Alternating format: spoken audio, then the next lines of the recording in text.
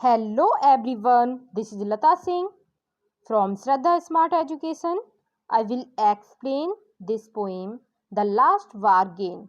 So watch this video till the end. Bargain, bargain means negotiate. Negotiate, सौदा करना. Okay, bargain means क्या होता है? Negotiate, सौदा करना किसी चीज का. A bargain is an agreement in which both parties promise to do something for each other. Bargain क्या होता है? एक एग्रीमेंट होता है, सौदा करना होता है. विच बोथ पार्टीज, दोनों पार्टी के बीच प्रॉमिस करते हैं कि वो कुछ ना कुछ एक दूसरे के लिए करेंगे. For each other. Someone is looking for work, कोई है जो कि काम देख रहा है, काम के लिए घूम रहा है. वेटिंग टू बी हायर्ड, कि उसको हायर किया जाए काम करने के लिए. He strikes a bargain but thinks it worthless. वो स्ट्राइक करता है बार्गेन के लिए, सौदा करने के लिए कि उसको काम करना है, बट थिंक्स इट वर्थलेस. फिर वो सोचता है कि ये तो वर्थलेस है, इसका कोई यूज ही नहीं है, इसका कोई मूल्य ही नहीं है. He tries twice again but doesn't like either. वो दो बार ट्राई करता है लेकिन नहीं हो पाता उससे. फाइनली, और अंत में, in the last bargain when he is hired for nothing whatever, वो कुछ भी नहीं पाता है उससे, लेकिन he is happy as never before.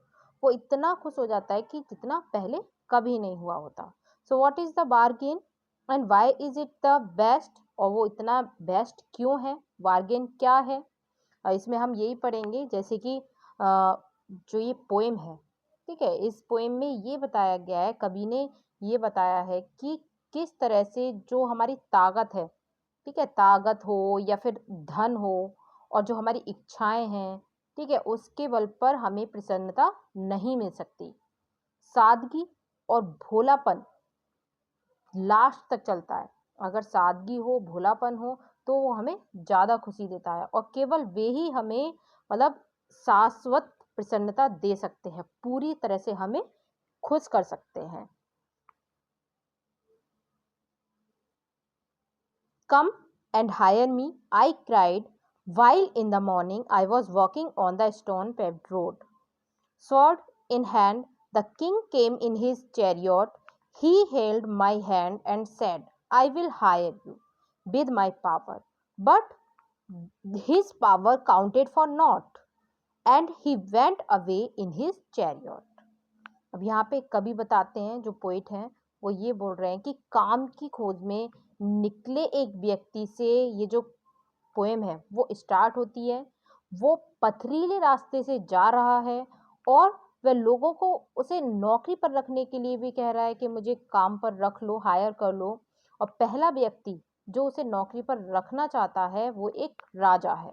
राजा अपने रथ पर आता है, चैरियट पर, और आदमी से कहता है कि वो अपनी ताकत के साथ उसे नौकरी पर रखना चाहता है, जबकि राजा की ताकत का तो कोई मूल्य ही नहीं था. ठीक है. But his power counted for not. Not means होता है यूजलेस, बर्थलेस, उसका कोई मूल्य ही नहीं था. And he went away in his chariot. और उस आदमी ने राजा के मतलब नौकरी देने की जो पेशकश थी उसको मना कर दिया कि मैं नौकरी पर नहीं आऊंगा.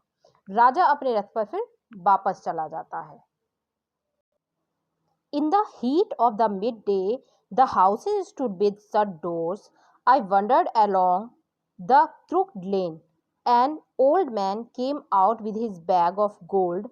He pondered and said, I will hire you with my money. He paid his coins one by one, but I turned away.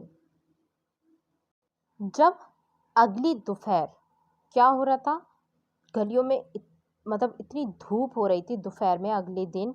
Houses stood with shut doors, घरों के दरवाजे भी बंद थे गर्मी की वजह से, दोपहर की वजह से. तभी वो जो कवि है, ठीक है, जो पोइट है, वो क्या कर रहे थे, गलियों में घूम रहे थे. उसके बाद एक बूढ़े व्यक्ति ने अपने, उसके पास जो एक बैग था मनी से भरा हुआ, गोल्ड से भरा हुआ, ठीक है, उस भरे हुए बैग से उसे नौकरी पर रखने की इच्छा जताई कि मेरे पास ये मतलब सोने के सिक्के भरे हुए हैं इसमें, और तुम मेरे साथ नौकरी पर रह सकते हो इनके बदले. और व्यक्ति ने बूढ़े आदमी को भी वापस भेज दिया. जो ये कवि है वो बोल रहे हैं कि व्यक्ति ने उसने क्या करा कि बूढ़े आदमी को भी वापस लौटा दिया, भेज दिया, क्योंकि वो जानता है कि धन तो जल्दी ही समाप्त हो जाएगा, और धन से हम मतलब जो हमें खुशी चाहिए वो हम नहीं खरीद सकते। It was evening. The garden house was all aflower. The fair maid came out and said, I will hire you, with a smile. Her smile paled and melted into tears, and she went back alone into the dark. अब शाम को वो फूलों से भरे एक बगीचे में जाता है। वहाँ सुंदर मालिन उसे अपनी मुस्कुराहट के बदले रहने को कहती है कि तुम यहाँ रह सकते हो, लेकिन कभी को वो भी पसंद नहीं आता। लड़की की मुस्कुराहट मतलब क्या हो जाएगी, चेंज हो जाएगी और आंसुओं में बदल जाएगी, इसलिए वो उस लड़की के साथ भी नहीं रहता, जो मालिन थी उसके साथ भी नहीं रहना पसंद करता, क्योंकि उसको लगता है कि जो मुस्कुराहट है वो तो कुछ समय के बाद मतलब बदल जाएगी। The sun glistened on the sand and the sea waves broke waywardly. A child sat playing with shells. He raised his head and seemed to know me and said, I hire you with nothing. अब उसके बाद जब मतलब अंत में जब सूरज की किरणें रेत को चमका रही थी, ग्लिस्टेंड कर रही थी, ग्लिस्टेंड चमकाना, मिट्टी को चमका रही थी, तब उसने एक बच्चे को किसके साथ खेलते पाया, सेल्स के साथ, सीपियों के साथ खेलते पाया।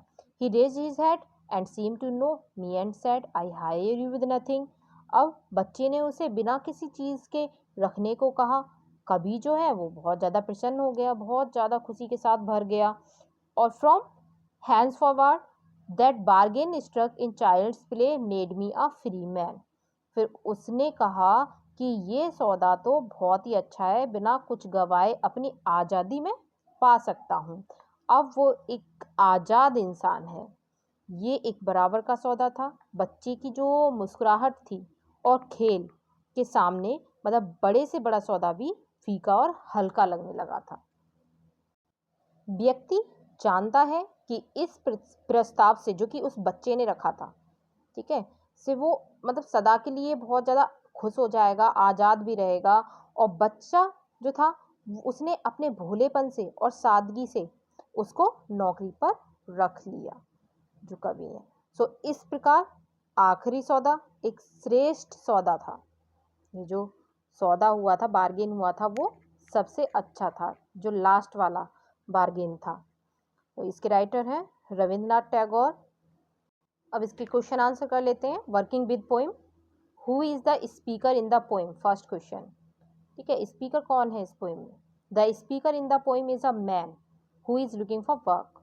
स्पीकर कौन है, एक मैन है, आदमी है, जो कि काम के लिए, काम की तलाश में निकला हुआ है, काम ढूंढ रहा है। या आप यहाँ पे क्वेश्चन का आंसर चेंज भी कर सकते हो, यहाँ पर आप कर सकते हो the poet is the speaker. Poet भी यहाँ पर स्पीकर हो सकता है, जैसे यहाँ पे आपने poem is a man, man को किया है स्पीकर, तो यहाँ पर आप पोइट भी कर सकते हो। Both are correct answers. Second, the king sword in hand suggest, जो राजा के हाथ में स्वॉर्ड थी, तलवार थी, वो किसको सजेस्ट करती है, वेल्थ को, पावर को, more power than wealth. Mark the appropriate item in the context of stanza 1। तो किसके लिए शो करती है, वो पावर के लिए, क्योंकि पावर को शो करती है, उसमें कितनी शक्ति थी। The old man offered the speaker a lot of money, why did he turn down the offer. Third question, जो बूढ़े आदमी ने स्पीकर को बहुत सारा धन देने को कहा था, उसने इस सौदे को क्यों मना कर दिया। Answer, the old man offered the speaker a lot of money, however he turned it down because he realized that money cannot give him what he actually desired। क्योंकि वो जानता था कि मनी उसके लिए कुछ भी नहीं हो सकती, उसकी जो इच्छाएं हैं। he had not till then realized that what he actually desired was happiness, क्योंकि इच्छा क्या थी उसकी, खुशी, खुशी मिले जिस भी चीज़ से।